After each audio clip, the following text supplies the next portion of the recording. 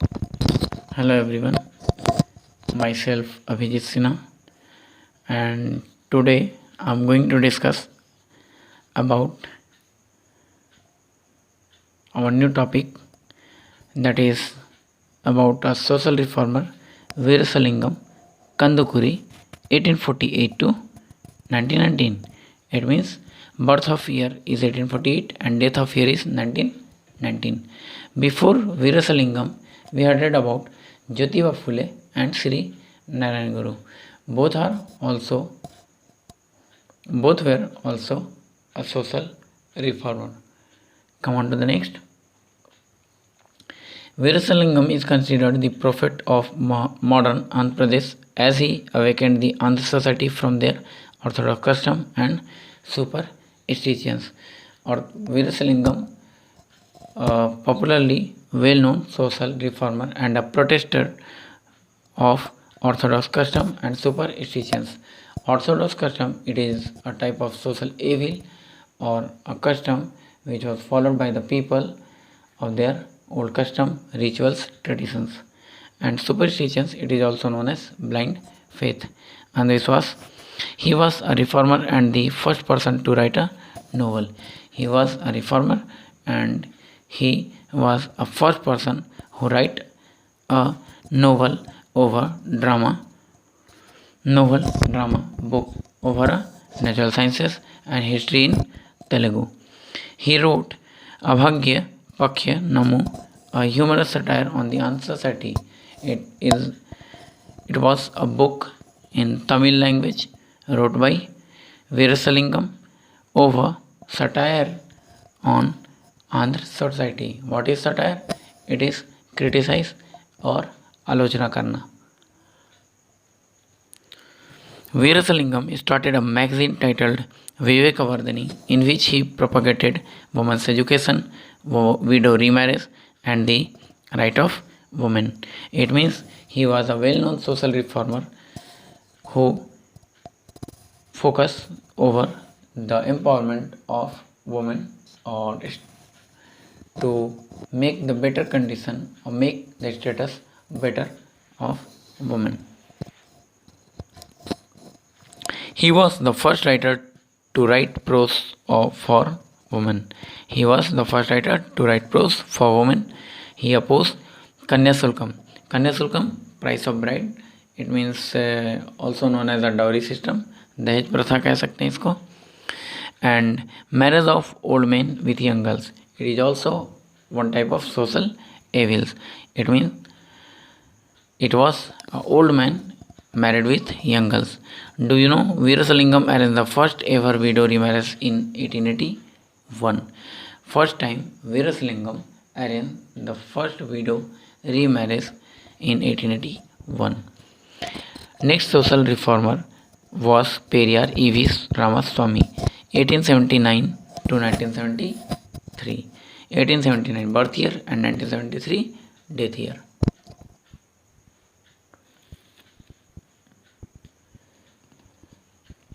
He was born in Erode town of Tamil Nadu. He was a great rationalist and revolutionist. He was born in Erode town of Tamil Nadu and he was a great rationalist and revolutionist. Revolutionist, those who revolution against or those who want some quiet changes or those who want some changes over their society, over their rule or some changes with respect of others. He left Congress in 1925 because he felt that the party was only for the Brahmins or only for the upper class or only for the rich. That's why he left Congress party. He called Congress a fort of Brahmin. It is a phrasal word, that is a fort of Brahmins. It means वो ब्राह्मण का उसको किला कहते थे या फिर कह सकते थे कि वो सिर्फ ब्राह्मण के लिए ही काम करता था. किसके बारे में कहा जा रहा है? कांग्रेस पार्टी के बारे में. Who enjoyed the donations and gift of Dravidians but discriminated against them in social and religious matter. Periyar was a strong supporter of Dravidian culture and launched a self-respect movement in 1925. E.V. Ramasamy started a movement in 1925 which is related to the self-respect. It is dignity. Or why the self-respect, the main focus of E.V. Ramasamy? It is because he want to eradicate the discrimination over the society or from the society. Why discrimination create over such as on a self-respect manner? Self-respect, it is only related for the poor people or for the lower class who were always dominated by the rich one. He propagated the principles of nationalism. Principles of nationalism, it means a feeling of nationalist. Self-respect or dignity, women's right for women, and eradication of caste system. Eradication of caste system, it also eradicate the social diversity or the discrimination in the society. Our next topic is about Swami Dayanand Saraswati. He was born on 1824 and died on 1883. He was also a well-known social reformer. Swami Dayanand Saraswati was a great sage और a साधु या संत कहते हैं इनको, says को, a philosopher, also giving philosophy to the others, scholars, a well-known knowledgeable person or a educationist, and a social reformer. He was born in Brahmin family and in 1875 he established Arya Samaj Society of Nobles at Bombay and later at Lahore. Swami Dayanand Saraswati belonged to a Brahmin family. He established Arya Samaj society of nobles. Nobles लोगों का Arya Samaj society इन्होंने establish किया था. Nobles कौन लोग होते थे? Those who get privilege by birth, जिन लोगों को प्रिविलेज मिलता था, जिन लोगों को प्रेफरेंस मिलता था, जिन लोगों को जन्म से ही अधिकार मिला होता था, सोसाइटी में उच्च दर्जा दिया जाता था. They were known as nobles. तो फर्स्ट इन्होंने आर्य समाज सोसाइटी इस्टेब्लिश किया था बॉम्बे में एंड देन उसके बाद लाहौर में. He believe in one god and propagated the message of back to Vedas. ये मानते थे कि एक ही भगवान है और लोगों को वेद की तरफ लौटने को कहते थे. वेद की तरफ लौटने का उपदेश इन्होंने इसलिए दिया था क्योंकि ये मानते थे कि वेद जो है वो सर्वश्रेष्ठ शिक्षा का एकमात्र साधन है. Which are a source of great knowledge. He also started Shuddhi movement to reconvert Hindus. ये इन्होंने शुद्धि मूवमेंट भी चलाया. व्हाट इज शुद्धि? शुद्धि मूवमेंट मतलब किसी को शुद्ध करना, किसी को प्योर करना. किस फॉर्म में? जैसे जिन हिंदुओं को मुस्लिम रिलीजन में कन्वर्ट कर दिया गया था या फिर अदर रिलीजन में कन्वर्ट कर दिया गया था, उनको फिर से हिंदू धर्म में कन्वर्ट करना. It is called Shuddhi movement. Who had been converted to the other religion. He opposed idol worship. Idol worship को इन्होंने अपोज किया था. मूर्ति पूजा को मानने से इनकार किया था. Child marriage and a caste system. Child marriage, बचपन में जो विवाह कर दिया जाता है वो, एंड कास्ट सिस्टम, जब डिस्क्रिमिनेशन वाला सिस्टम था उस चीज़ को इन्होंने काफ़ी स्ट्रिक्टली अपोज किया था. Next one is Swami Dayanand wanted to build a free, strong and united India. ये चाहते थे कि इंडिया एक यूनाइटेड इंडिया हो, स्ट्रॉन्ग हो और फ्री हो. स्ट्रॉन्ग कब होगा? यूनाइट कब हो? जब कास्ट सिस्टम नहीं होगा. स्ट्रॉन्ग कब होगा? जब सारे लोग एक साथ मिलकर यूनाइट होकर रहेंगे. And free means everyone free to do their own work, no one bounded by other. This social and religious reforms prepared a background for nationalist movement of India. Do you know the caste system existed even among the Christians, Muslims, Jains and Buddhists. caste system सिर्फ हिंदू में नहीं, मुस्लिम, Jain, Buddhist और Christians में भी popular था. कैसे? तो ये हम लोग अभी पढ़े थे क्लास 6 में बुद्ध धर्म के बारे में, हीनयान और महायान के बारे में पढ़े होंगे. जो आइडल वर्शिप में भरोसा रखते थे दे बिलोंग टू महायान, और जो आइडल वर्शिप में भरोसा नहीं रखते थे दे वर नोन एज और they belong to as a Hinayana. तो ये था बुद्ध धर्म का. नेक्स्ट उसी तरह से क्रिश्चियनिटी में दो लोग होते हैं, एक प्रोटेस्टेंट और दूसरा कैथोलिक। क्या होता है प्रोटेस्टेंट एंड कैथोलिक? तो कैथोलिक जो चर्च को मानते हैं, जो चर्च में जाकर पूजा करना पसंद करते हैं, but Protestant they are called Protestant. Protestant का मतलब ही होता है अपोज करना, तो वो आइडल वर्शिप का अपोज करते थे, चर्च का अपोज करते थे। सभी धर्म में हर कोई ये मानता है कि वो उस धर्म से रिस्पेक्टिव अपने रिलीजन से वो जुड़ा हुआ है, बट मानने का तरीका अलग अलग होता है। जैसे हिंदू में ही दो लोग थे पहले, एक वैष्णविज्म कहलाते थे, दूसरे शैविज्म कहलाते थे। जो शिव की पूजा करते थे वो शैविज्म, जो विष्णु की पूजा करते थे वो वैष्णविज्म। अब इसमें डिफरेंसेस क्या था? डिफरेंसेस ये था कि शिव जी को ऐसा मतलब माइथोलॉजी था लोगों को मानना कि शिव जी जो हैं वो कैलाश पर्वत पर रहते हैं। तो एक कैलाश पर्वत पे मतलब सबसे ऊंचाई पे जो भगवान रहते थे उनको मानते थे, दूसरा जो पाताल में रहते थे वो। तो बहुत जगह आपने देखा होगा, ये स्टोरी देखा होगा या किसी सीरियल वगैरह में कभी देखा होगा, कुछ रिलीजियस सीरियल में, कि विष्णु जी को, नारायण जी को दिखाया गया है कि वो पानी के अंदर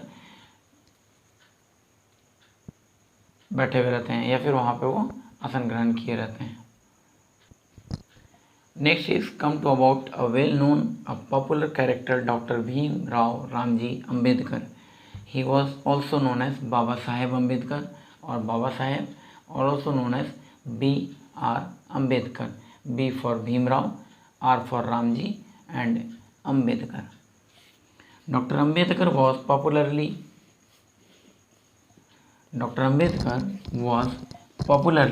known as Baba Saheb. He led millions of oppressed people to a life of self-respect and dignity. इन्होंने मिलियंस ऑफ पीपल्स को लीड किया था, किस चीज़ के लिए? उनके सेल्फ रिस्पेक्ट के लिए। और ये सेल्फ रिस्पेक्ट क्यों? क्योंकि वो जिनको ये सपोर्ट कर रहे थे वो लोग लोअर कास्ट से बिलोंग करते थे, या फिर उनको लोग डोमिनेट करते थे, लोग उनको ऑपरेस किया करते थे, या फिर उनको रिस्पेक्ट नहीं देते थे, डिसरिगार्ड करते थे। तो बी आर अम्बेडकर ये चाहते थे कि जो पुअर पीपल हैं, जो अनटचेबल्स हैं, या फिर जो हरिजन्स हैं, जो इन्फीरियर हैं सोसाइटी में, उनको अलग से एक स्पेशल दर्जा दिया जाए, फिर उनको भी सोसाइटी में वही स्टेटस मिले जो बाकी अदर कास्ट के लोगों को दिया जाता है। He had to sit in the corner of a classroom on a mat. कह रहा है born into a poor or so-called untouchable family.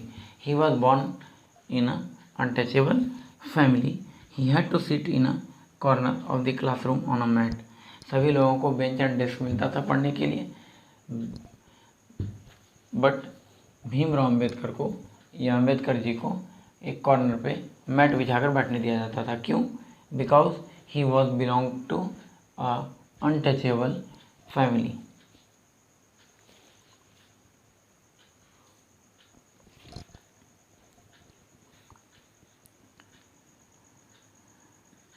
Away from the desk of the other people, he wanted to Columbia University and he went to Columbia University, and it was here that he experienced freedom and equality. He went to Columbia University and it was here that he experienced freedom of equality. He realized that education was the only way to achieve justice. इनका मानना था कि justice अगर चाहिए तो उसके लिए पढ़ा लिखा होना, एजुकेशन होना या फिर एजुकेट होना ये ज़रूरी है। He said justice will not be granted by others. Justice किसी के द्वारा दिया जाने वाला कोई सामान नहीं है। The sufferers must secure justice for themselves. जो सफ़र कर रहे हैं उनका हक है कि वो अपने जस्टिस को सिक्योर कर सकें। He founded a Marathi newspaper, मूक नायक, लीडर ऑफ द डम। मराठी में इन्होंने एक न्यूज़पेपर पब्लिश किया जिसका नाम ही था मूक नायक, मतलब नायक मतलब सरदार, एंड मूक मीन्स जो गूंगा होता है, it means leader of the dumb, to champion the right of the so called untouchables. He founded the Bahishkrit हितकर्णी सभा। इन्होंने एक सभा, एक ऑर्गेनाइजेशन फाउंड किया, Bahishkrit हितकर्णी Sabha, and set up hotels, schools and free library, और free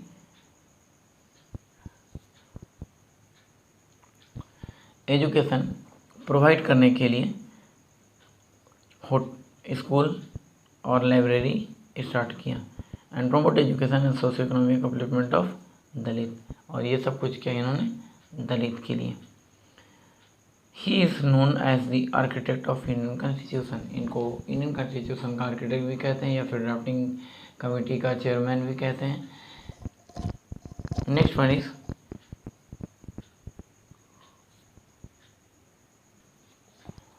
do you know the boy who suffered bitter humiliation at school. एक phrasal sentence जैसा यहाँ पर यूज़ किया है। क्या बताया है? The boy who suffered bitter humiliation at school, वो बच्चा जिसको स्कूल में ह्यूमिलेट किया जाता था, एक्सप्लॉइट किया जाता था, या फिर उसका शोषण किया जाता था, या फिर उसको टॉर्चर किया जाता था। Shaped Indian constitution and became the first minister for law of free India. Free India के पहले लॉ मिनिस्टर भी बने थे, कानून मंत्री भी बने थे, एंड इंडियन कॉन्स्टिट्यूशन के ये फादर भी कहे जाते हैं। तो सिंपल सा चीज़ें, ज़रूरी नहीं है कि जो कल तक पढ़ा लिखा नहीं है वो आगे कुछ कर नहीं सकता है, या फिर कल तक जिसको टॉर्चर किया गया या फिर जिसको बाउंड करके रखा गया, बांध के रखा गया, वो आगे नहीं बढ़ सकता है। लगन हो, मेहनत हो तो कोई भी आगे बढ़ सकता है। Next one is page number 142। Now the next one is Mahatma Gandhi. He was also known as Mohandas Karamchand Gandhi और बापू और father of the nation. Mahatma Gandhi, popularly known as the father of nation, played a stellar role in India's freedom struggle. He played a stellar role, it means he played an important role to get our country freed from the Britishers.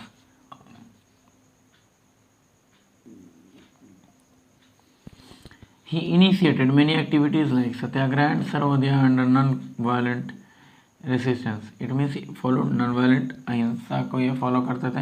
हिंसा नहीं करना, it means किसी को torture नहीं करना, harass नहीं करना, किसी को भी नुकसान नहीं पहुंचाना।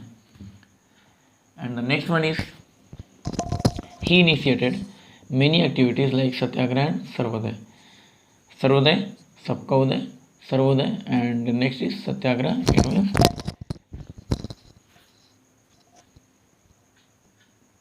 सत्याग्रह means appeal for truth. He wanted to transform India into a community where every individual would serve others, especially the poor and the meek. कहते हैं कि एक ऐसा इंडिया चाहते थे जिसको ट्रांसफर करना चाहते थे, किस में? कम्युनिटी सर्विस में। मतलब हर कोई अपना सेवा दे सके, everyone are free to would serve other, especially the poor and the meek. Gandhiji was opposed to child marriage, untouchability and discrimination against women. He considered so-called untouchables as the Harijan people of God. Hari means God and Jans means people. It means Harijan people of God. He believed that the spinning wheel, khadi and revival of village industries were necessary for the villagers so that they do not have to migrate to cities in search of work. Village area में रहने वाले, गांव में रहने वाले लोगों को आगे बढ़ाने के लिए, फिर उनको प्रमोट करने के लिए गांधी जी ने क्या किया? तो ये सपोर्ट करते थे। ही स्ट्रिक्टली और strong supporter of spinning wheel, khadi and revival of village industries were necessary for the villagers so that they do not have to migrate to the cities in search of job. अगर सारा facility गांव में ही available हो जाए तो लोग शहर की तरफ मूव नहीं करेंगे। Gandhi ji said a wife is not the husband's slave but a companion and a helpmate of her husband. Gandhi ji के द्वारा कहना था कि wife is not a husband slave, वो अपने हस्बैंड की नौकरानी नहीं है, बट अ कंपेनियन, वो उसकी एक लाइफ पार्टनर है, कंपेनियन है, and a helpmate of her husband, और हस्बैंड को वो हेल्प भी प्रोवाइड कर सकती है as a assistant, and equal partner in all his joys and sorrows. He supported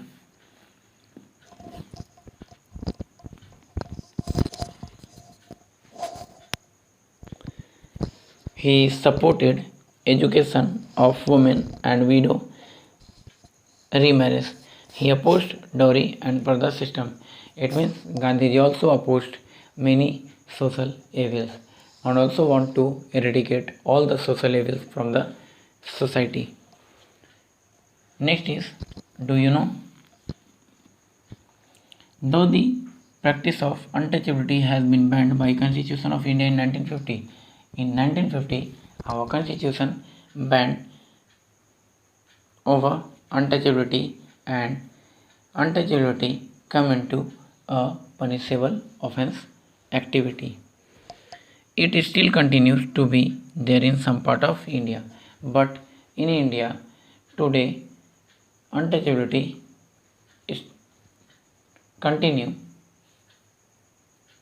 in some part of India, or it still continues over the some part of India. Next is Sir Syed Ahmed Khan. Who was Sir Syed Ahmed Khan? 1817 to 1898, born on 1817 and died on 1898. Worked for the emancipation of Muslims. Worked for the emancipation. Emancipation means to upliftment of Muslims. He founded Muhammad Anglo Oriental College in 1875 at Aligarh. This later came to be known as Aligarh Muslim University. सबसे पहले sir Syed Ahmad Khan के द्वारा Anglo Oriental college खोला गया था, start किया गया था, एस्टेब्लिश किया गया था अलीगढ़ में 1875 में. Anglo Oriental College and this later came to be known as Aligarh Muslim University. जो अभी AMU कहलाता है, अलीगढ़ मुस्लिम यूनिवर्सिटी कहलाता है, वो पहले एंग्लो ओरिएंटल कॉलेज था. Sikh Sabha where Sikh organisation formed at Amritsar and Lahore first. Sikh Sabha शुरू किया गया था सिखों के द्वारा. कहाँ पे? सबसे पहले अमृतसर और लाहौर में. This Sabha work to upgrade the Sikh by removing superstitious belief and caste inequality by organising Sikh Sabha movement for promotion और promoting Western education. This Sabha worked to upgrade the Sikh by removing superstitious belief. ये सिख को upgrade करना चाहते थे. कैसे? तो उनके पास से superstitious belief को ख़त्म करके. And also the caste inequalities by organizing Sikh Sabha movement for promoting Western education. Come on to the next.